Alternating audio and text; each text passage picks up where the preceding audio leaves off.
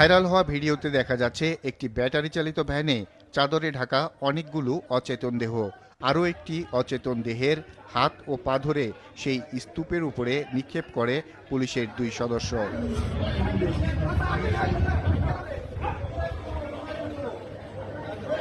স্তূপ করে রাখা অচেতন দেহগুলোর ভ্যানের পাশ দিয়ে কয়েকজনকে হেঁটে যেতে দেখা যায়। এদের একজনের হাতে ছিল কোদাল, আরেকজন পুলিশের জ্যাকেট পরা। তার পরিচয় বরিশালের বদরটুনি মাধ্যমিক বিদ্যালয়ের অবসরপ্রাপ্ত প্রধান শিক্ষক এবং হরিনাথপুর ইউনিয়ন আওয়ামী লীগের সাবেক সভাপতি মোহাম্মদ আরিফ হোসেনের ছেলে আরাফাত হোসেন।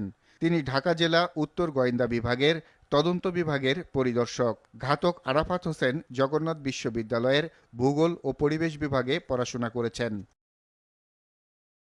স্থানীয়